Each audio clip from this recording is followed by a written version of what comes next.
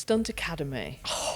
I mean, sounds like the best school ever. I lived in China for quite a long time, training with the Shaolin monks. Wow. A pirate show in India at the hottest part of the year. I mean, most people are going to be thinking, how do you get that job? I believe in working to get what you want. Everybody fits somewhere. I have not gone for some things, and that has been the failure. I wanted off that conveyor belt. That is still on my list of my dreams, is to appear in a Jackie Chan film. It did come from that.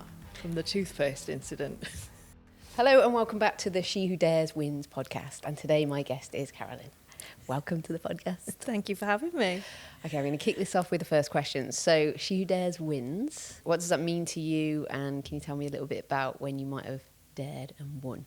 I'm always up for a challenge, so I'll take anything on, really. No matter what field it's in, I'll just say, if somebody needs help with something, that's where I find I go for things.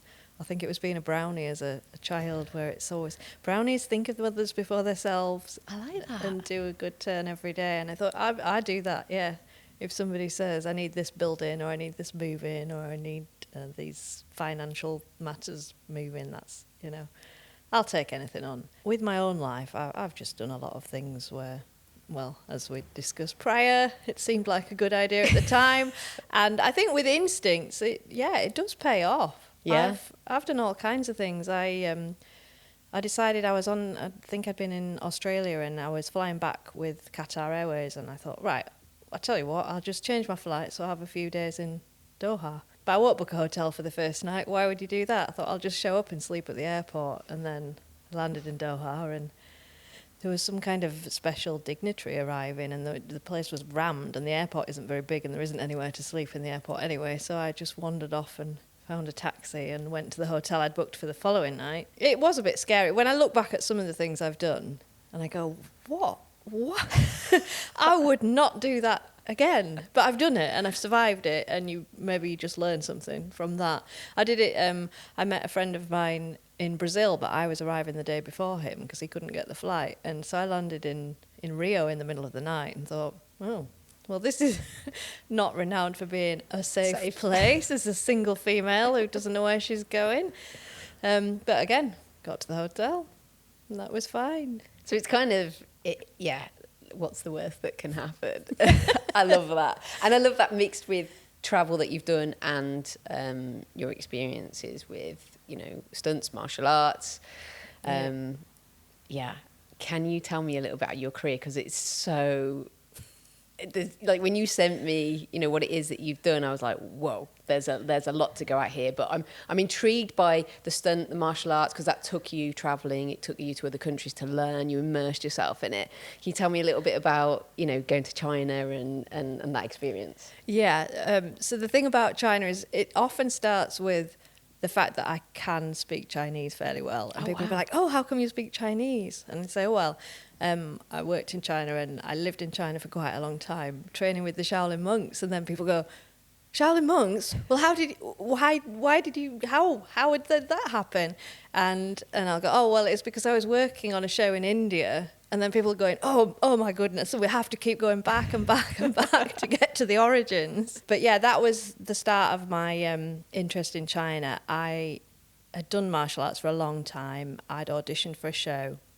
It was an American company. The audition was in London. I got it, and I was shipped out to India to do a contract there. And on that contract, we had a couple of Shaolin monks. We had a couple of guys from Russia who were horse experts. A champion cliff diver from Canada. It was quite an eclectic mix, and then there was me and a couple of others. So were you teaching, or were you actually performing? No, we were performing. It was a pirate show. Right. Yes. Wow. A pirate show in India at the hottest part of the year, and we did usually 5 shows a day. Some days we only did 4, but it was generally 5 shows a day outdoors. The first one was at noon, so you can imagine that, running around in India at noon outdoors. I mean, most people are going to be thinking, how do you get that job? Like, that's just incredible, yeah. So a pirate show. And so you were out doing that show. Yeah, and I just connected really well with the monks because I'm always an early morning person. I like to get up, I like to train. I believe in working to get what you want, as in like a lot of people say about my physique, if they see me eating a cake, they'll say, oh, well, it's all right for you because, and I'm thinking, well, it's all right for me because I put in the hours and I don't live off cake. But I was carrying on training while I was doing the show. So I would get up and do my early morning workout, and then I would go to the beach and just train down there for a while. Then I would go back, and the monks were very similar. They would get up and they would be training, and the other people had possibly indulged in, alcoholic beverages the night before, so they weren't getting up as early because the first show wasn't until noon.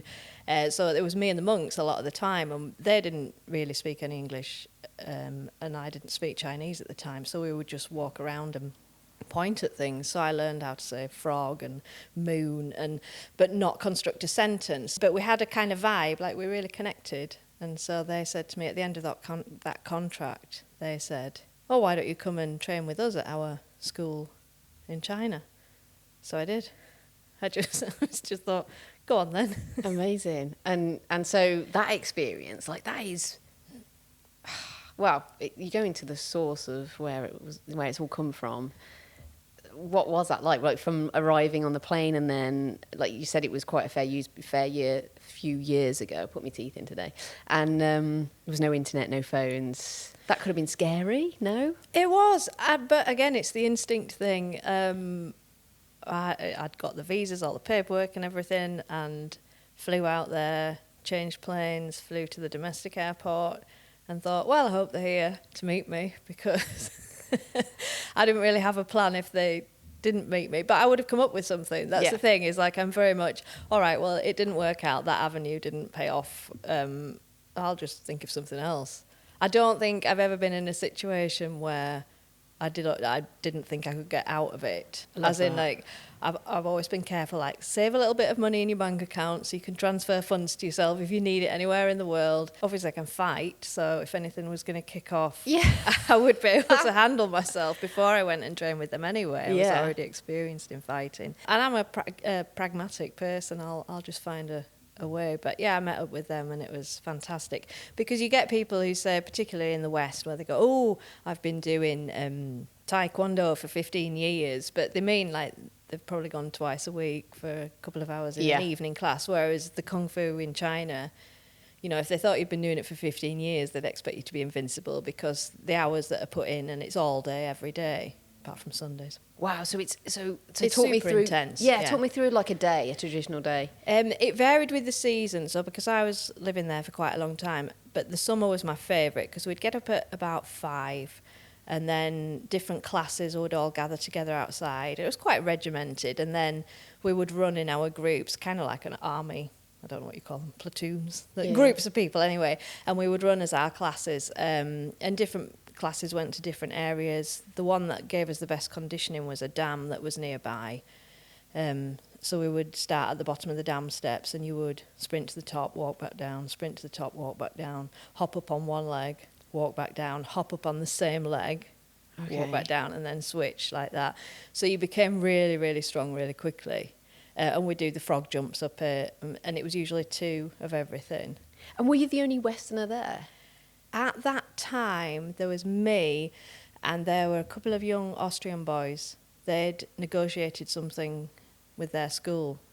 I don't know how you do that. I wish I'd known that when I'd been at school. Hell yeah. But somehow, because they were only 15, 16, and I think they'd just made some agreement with their school that they were going to do this year where they lived in China and trained Kung Fu every day, instead of doing geography and physics, English literature. And what about women? Like, were there women there? There were other girls, yeah.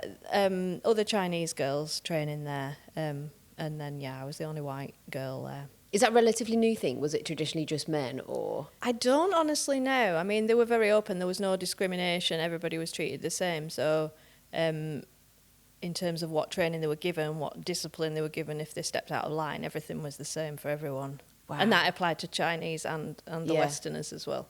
So after that morning, which sounds really relaxed.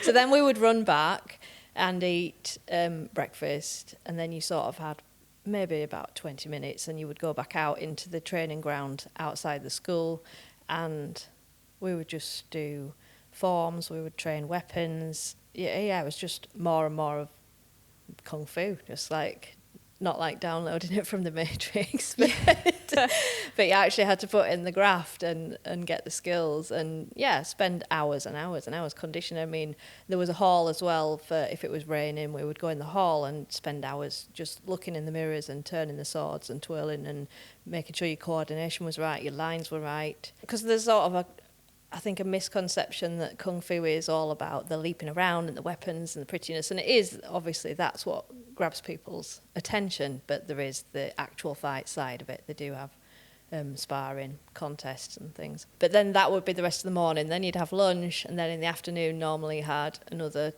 2.5 to 3 hours of training, and then have an evening meal. Some nights, it wasn't every night, but then some nights we would go and have another sort of hour and a half in the hall training. Wow. And the physicality of that, you know, on your body every day, I'm guessing because of the performances that you were doing previously and your training anyway, that you were relatively fit before you went out. But, you know, what was the biggest challenge when you were out there? We got to a point, the second year that I was there, because it was super. The first time I only went for a couple of only went for a couple of months. Did 2 months of that over the winter time. And the thing was, there wasn't any heating, and the hot water was reliant on Sung Shifu. He used to go and stoke up the coals under the boiler. So a school of, I don't know how many hundreds of us there were, over 5 stories of this huge concrete building.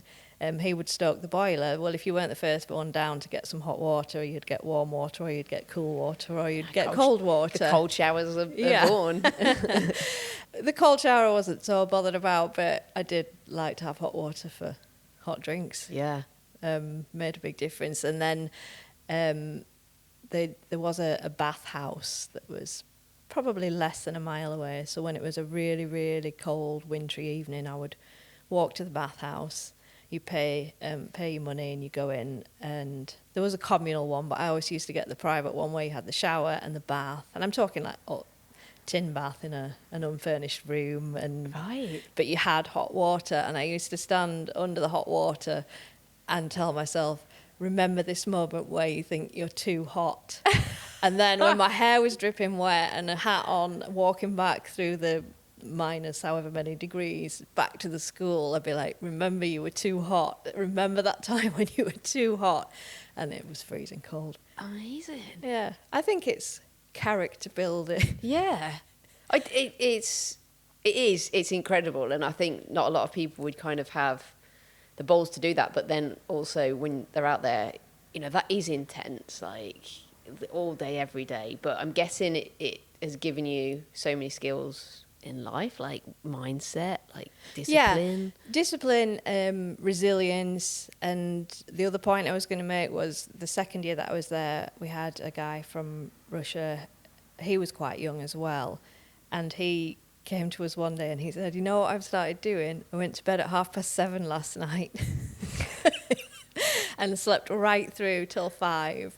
So a few of us started trying that. We're like, oh, okay, yeah. Because sometimes you reach the point where your body's going, I need to sleep. Right. I need some rest. But no, I'm up for it. It's, yeah. So give me education, give me training, give me skills. I think life is, for me, it's all the journey. Definitely not the final destination, but yeah. I love travel as much as I do getting to where I'm going to. And I think if you can every day add something to your skill set or improve something in your skill set. I mean, I have such a huge range. I speak Chinese, I'm interested in other languages, I do a lot of physical things, I like climbing, I like fighting, I do aerial circus, running. The ones I tend to stay away from are the water ones. I'm not really that keen on swimming, but I'll forgive you for that. I'll forgive you for that. But also music, I play piano, I'm interested in music, and I think just any opportunity. And if you've got the chance to go somewhere and just do that, because I was so interested in it and so keen, and I built up a lot of skills and strength. Do you think, I love the theme of, I think this has kind of helped me a little bit over my career, is staying curious. And I think people sometimes forget that. Do you think that, you know, staying curious is taking you on all these amazing... I'm absolutely sure of it. Yeah. Because you're not stagnating then. You're always moving on. and not being afraid. I mean, your career, everything you've done, seems like a little bit of a roller coaster of adventures. Yeah. I take it you don't have a fear of, I need to be here at a certain point. It's very much as things come and like, oh, that works for me. And you're not afraid to move off this path that I think sometimes social media or we're expected to be on. That I kind of talk to a lot of women now and they're like, oh, I've done this for so long. I wish I'd have tried this, this and this. You seem to fit the bill of, fuck yeah, I did it. Like there's no regrets there because I went and... Yeah, well, I went to an all-girls school for secondary school, so I don't know whether that's a good or a bad thing. It sort of doesn't prepare you for what's out there in the real world. But up until probably the third year, I think, or year 9 as it is now, I'd wanted to be a dentist. I was interested in those science subjects, and I didn't like going to the dentist. So I thought, oh, well, the best thing I could possibly do is to become a dentist. And the teachers were aware of this, but when it got around to careers evening and you had to pick your subjects for GCSE, and they were saying, all right, well, Carolyn, yeah, here you go. You want to be a dentist, don't you? And I just went, no. And they went, yes, you do. And I was like, no, I don't. I don't know what I do want to do, but it's not that. I know I don't want to do that. Yeah. And I think from that point, it started this, not a conflict with the teachers, but I think they were a bit more on edge. At the time, I was thinking, oh, yes, the teachers want the best for you. And then later you realise they want to get the highest ranking on some table or other, and they're really not that bothered. Or I shouldn't say that. There will be some that are bothered, but it felt like...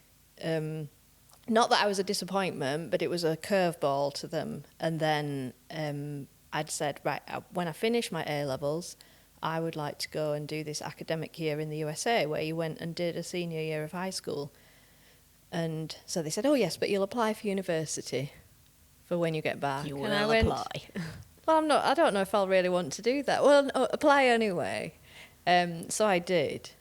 I can't remember how it worked out, but I ended up applying 2 years in a row. It's so long ago, I don't remember what the system was, but I'd got these offers, and I said, oh, well, I know I don't want to do this. Even when I get back, I don't want to do this. So I'm going to reject them. And they went, no, just defer them, defer. And I went, reject. I don't want to do it. And then I had to apply the following year, and... similar thing. I was totally different subjects. Originally, I'd applied for psychology and statistics, and then the second time around, it was something like sport and leisure management, and got the offers and rejected again. Went and did my academic year in the USA and never looked back. Just took a completely different path. Yeah, but I guess there was some sort of gut instinct in you that was like, you knew from an early age that the typical route was not going to be for you. Yeah, I think it just felt too much like they were churning you along a sort of a conveyor belt from one thing to the next thing to the next expected thing. And I wanted off that conveyor belt because I thought, I don't want to be...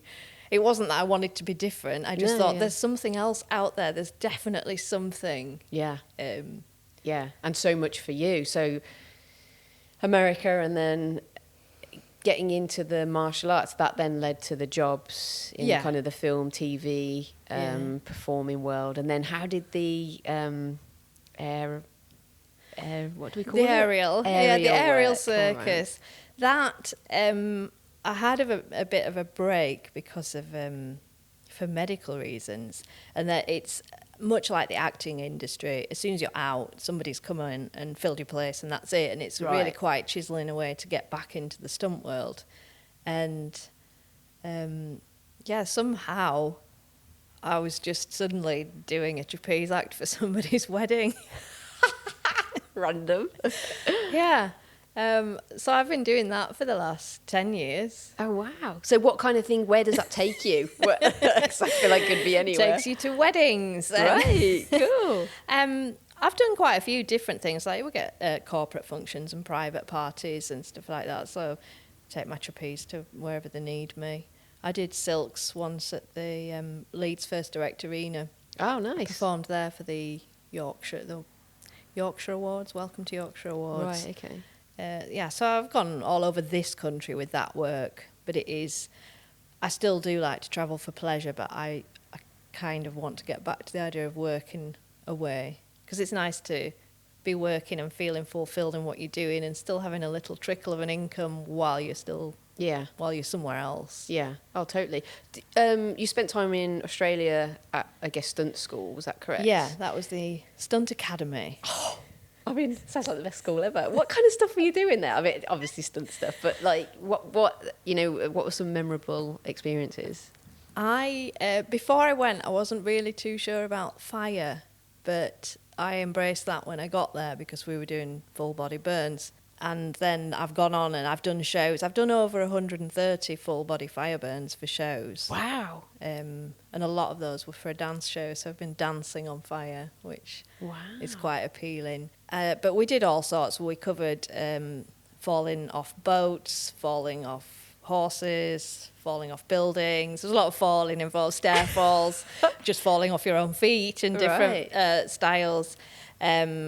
We did some fighting. Obviously, it's different from your real fighting. Your choreographed fighting has to look prettier and sell things to people as hits, whereas when you're fighting for real, you don't want them to know what's coming because you want to win. We did a whole host of different things. We had ratchets, like if you see people being next to an explosion in a film and they shoot backwards, that kind of thing. So wire work. Stuff like that. Just playing every day, but dangerous play. Dangerous play, yeah. Control. People have said to me, "Oh, you must be such an adrenaline junkie," and I say, not at all. Wow. I don't like that feeling of... the places where I've had adrenaline rushes are the night that I arrived in Doha.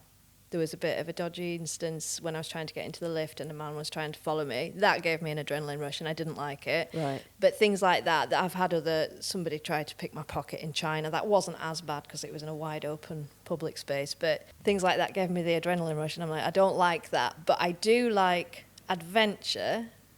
But I like to think, right, well, I've trained to do this. It's within my control now. Okay.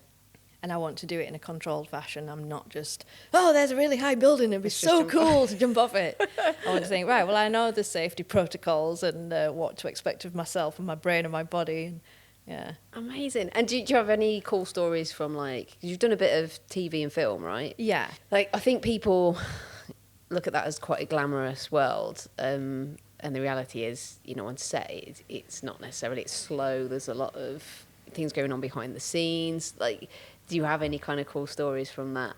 It's like you say, people expect it to be glamorous, but they expect show work to be glamorous. I remember working on a street show a few years back. I think it was for the Tour de Yorkshire when that was coming through. Oh, yeah. And I worked with a dancer, and she was saying, oh, people say, oh, your job is so glamorous. And I go, I get changed in a portaloo.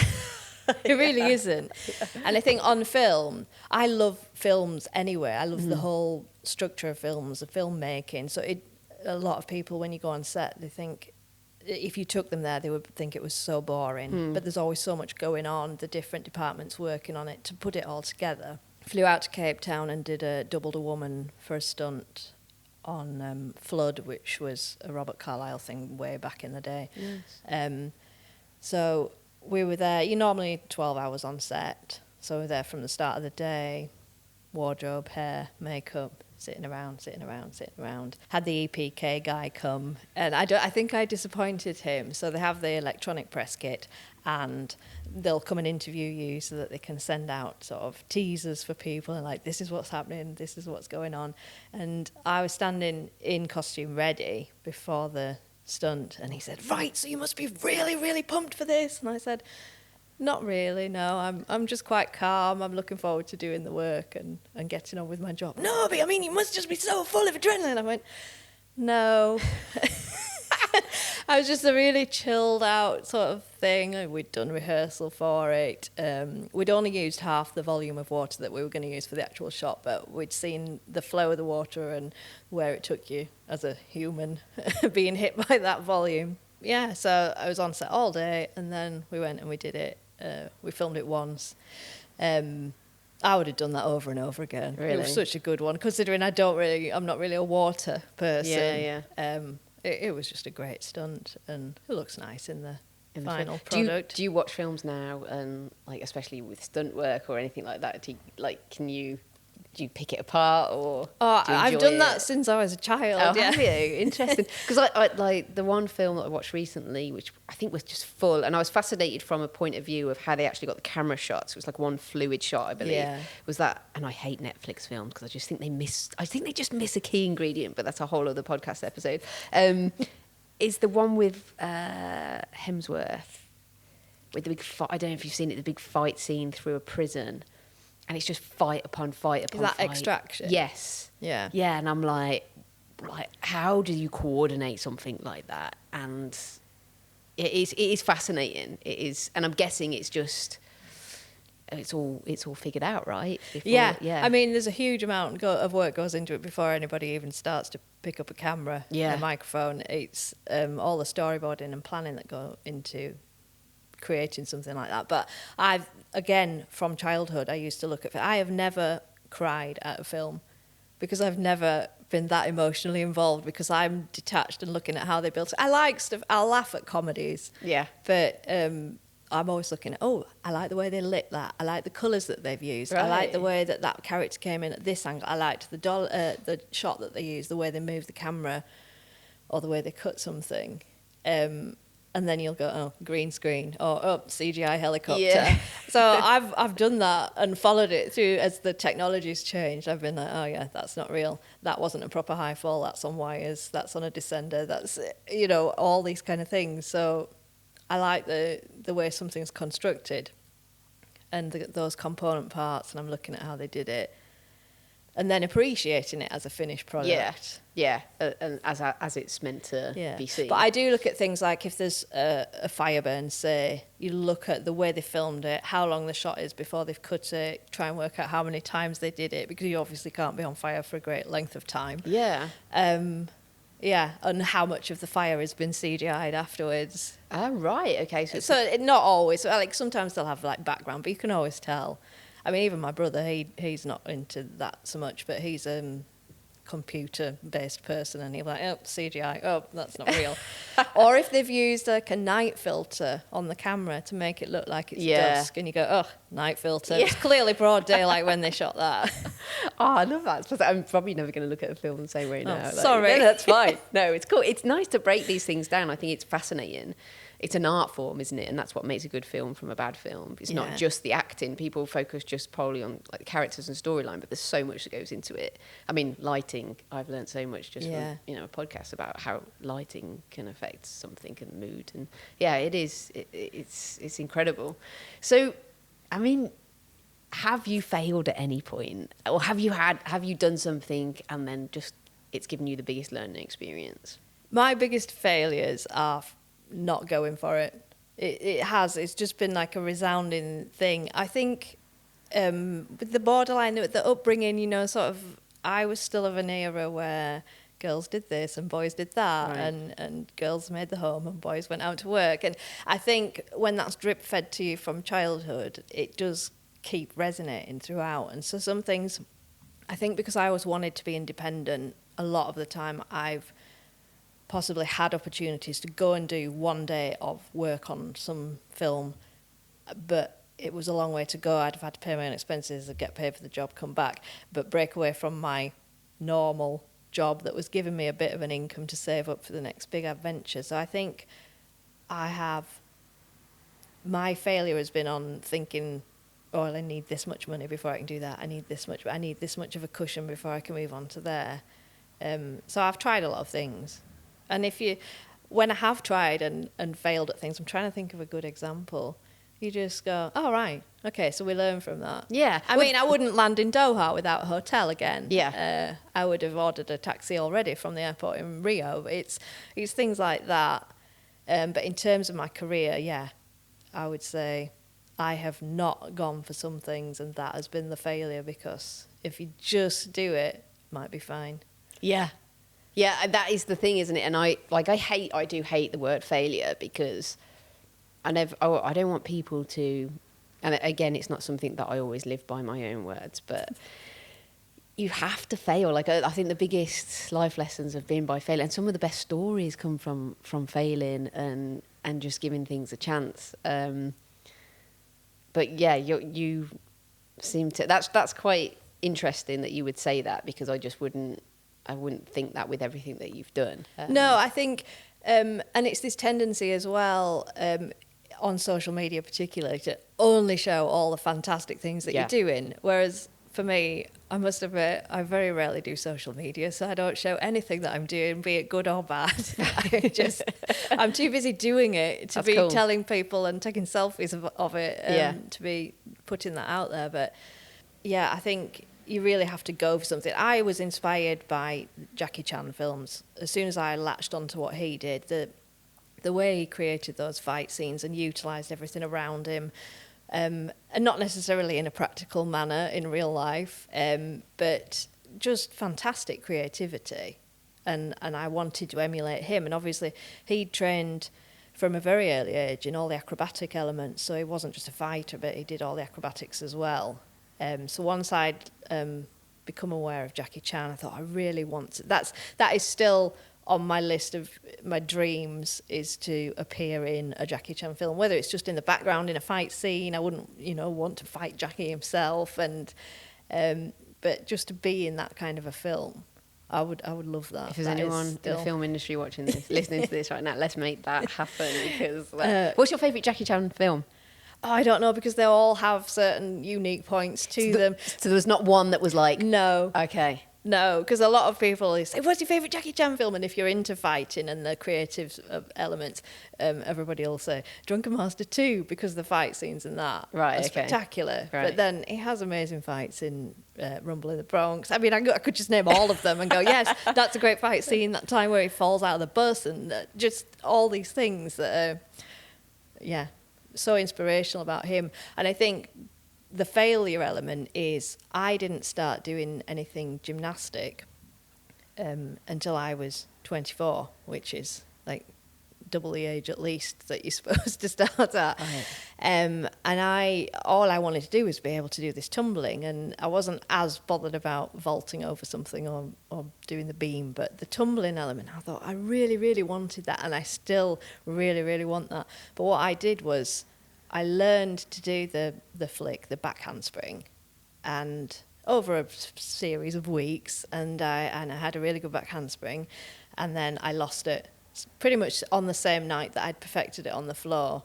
I lost it for a mental block, and I've had that mental block. And so my solution to that was to not try it and just mope around for the last 24 years, saying, no, so for the last 23 years I've been going, I really want to do that. We should try it. No, I can't. So I actually did some last night. Amazing. Perfect time. But not on my own, with a spotter. And I am going to do that. See a cognitive behavioural therapist to get rid of that block, because that to me is my failure. If I could have done it, it's like coulda, woulda, shoulda. I think if I'd pursued that at the time and gone, right, okay, sort it out. It's your own brain. You have power over it. Yeah. Sort that out. But I didn't. I just kept making an excuse. And I thought, well, if I could do a back handspring, and then I could do a few back handsprings, I could back tuck, then I have that body awareness for stuff like that. I can make my fight scenes more spectacular. And I was just like, yeah, but if you practice it, then you might not be able to do it again still. So I just don't practice it. And I've spent years, and I have over the years, I've not left that long gap, but I've kept going to it, and I'll be able to do it for a while, and then I can't do it, and then it's like my head just talks me out of it. And I think, you really should have got on this back when you started. Yeah, but I suppose that's part of the journey, isn't it? Like, maybe not, maybe this is your time. Like, I honestly believe, after last night, Yeah. It was the last class of the season for adults, and I'm thinking, right, so next year, that's the challenge. I will have literally spent half my life wanting to be able to do this. Amazing. Having been able to do it at that point. Yeah. Yeah. Oh, that's awesome. It's people around you. Like, I have a really good supportive friend group, but you do obviously get those people who go, well, why would you want to do that? Oh, well, obviously you can't do it. And it's like red rag to a bull, that. It's like, you can't do it. Okay. You just watch this. Yeah. It's like we were saying before, me signing up for a marathon and not having like any experience of running. So what? Yeah, but do you know what the biggest drive has been? Exactly what you've just said. So a few friends of mine were like, maybe you should start with a half. Maybe, why don't you try this? And I'm like, that's it, I'm done. This is going to happen. Whether I have to walk it. And I think it's that nice, like, stubbornness. Yeah. And kind of like, well, let's see where this can go. Like, why would you not? And so I really resonate with that. But again, it's kind of, you could walk it. Nobody's saying you have to sprint this marathon. You're not having to break a world record. No, it will not be broken. Just, the records are safe, everyone. But why shouldn't you? Like, you can't do that. You can't run a marathon. All right, so I'll walk. Yeah. And then, but there are so many sort of these people that I call blockers that just go, no, you can't do it. Like you were talking about cold water swimming. I mean, I like cold therapy. I'm not as keen on the swimming part, but people go, oh, I couldn't do that. It's unbearable. And I say, no, it's uncomfortable. If you're not prepared to step out of the comfort zone, again, it's this stagnation. I look at other people and I go, well, fine. If you're happy there, just in your own little solid world of dependence and reliability, then okay, not everything is for everybody. But it's when people try and block what you're wanting to do without with even things knowing. like that. Yeah. It's unbearable. It's not. It's uncomfortable. Yeah. I don't, think, oh, it's going to be great when I just immerse my whole body in this cold water. It isn't something that I go, oh, yeah, that'll be joyful. But you do it and you come out and feel like a better person for it. Yeah. And do you feel like every little thing that you've done throughout your career, that it's kind of like empowered you to then, do something else and then do something else? Like, I feel like there's a little win from every time you try something new, even if it's a failure. It's that confidence of like, oh, well, I did it and it wasn't that bad. So maybe I'll try this and it won't be. I think it's that initial step, isn't it, for people, of like, just take the step. Stay curious, take the step. You don't have to go in, you don't have to be the world's best cold swimmer, but give it a go. You have to get in the water. To start, Just start with the water, Yeah. even if it is literally, in that case, dipping a toe in. Yeah. You've started. Yeah. And once you've started, I think you can push yourself to do more. It's like when people say, oh, cold showers. Well, put it on the shower cold for 1 second. Yeah. And if you put it on for 1 second, you might find by the time you've reached up to turn it off, it's been 2 or 3 seconds. Yeah. And then you might find, oh, actually, I got to 10. Yeah. And it's just building, and you can apply that to anything. If you think, oh, there's this huge task that I have to complete.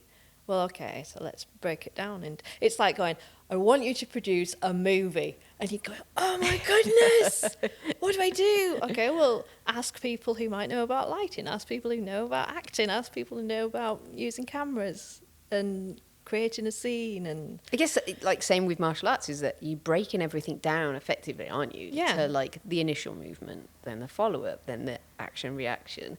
And it's about sizable pieces or sizable steps for people to take to get where it is that they, not even where they want to be, like I don't think. No, it's journey.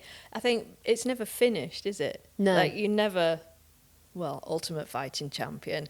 There's always something else. Yeah. There's always somebody out there who could bring you down with their move, or then you go, all right, okay, so this happens. So if they try that move again, what would I do? Or not that you have time in a fight to think about it, step back and analyse, but responding to something, and it is go with the flow.